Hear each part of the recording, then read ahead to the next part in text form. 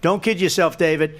We're playing with World War III, and we have a president that we don't even know if he's... Where is our president? We don't even know if he's a president. And just to clarify they threw him out of a campaign like a dog. We don't even know. Is he our president? But we have a president, Mr. President, that doesn't know he's alive. Your time is up.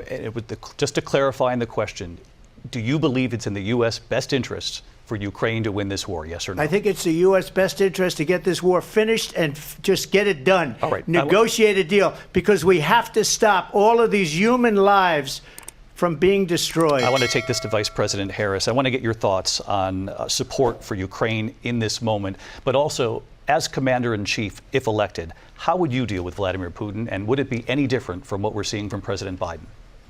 Well, first of all, it's important to remind the former president you're not running against Joe Biden, you're running against me. I believe the reason that Donald Trump says that this war would be over within 24 hours is because he would just give it up. And that's not who we are as Americans. Let's understand what happened here. I actually met with Zelensky a few days before Russia invaded, tried through force to change territorial boundaries, to defy one of the most important international rules and norms, which is the importance of sovereignty and territorial integrity. And I met with President Zelensky. I shared with him American intelligence about how he could defend himself. Days later, I went to NATO's eastern flank, to Poland and Romania. And through the work that I and others did, we brought 50 countries together to support Ukraine in its righteous defense.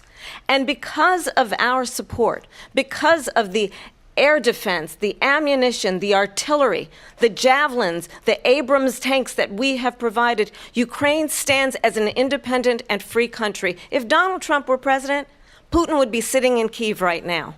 And understand what that would mean, because Putin's agenda is not just about Ukraine.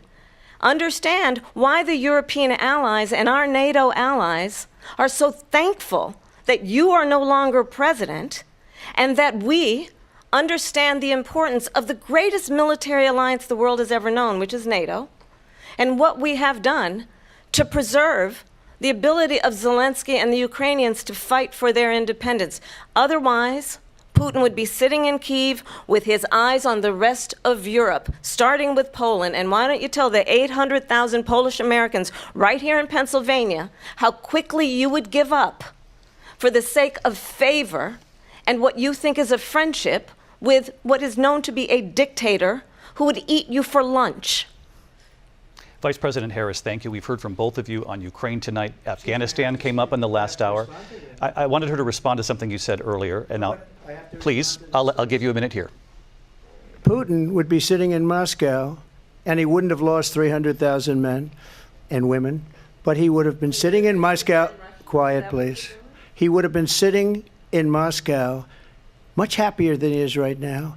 But eventually, you know, he's got a thing that other people don't have. He's got nuclear weapons. They don't ever talk about that. He's got nuclear weapons. Nobody ever thinks about that. And eventually, maybe he'll use them, and maybe he hasn't been that threatening, but he does have that. Something we don't even like to talk about. Nobody likes to talk about it.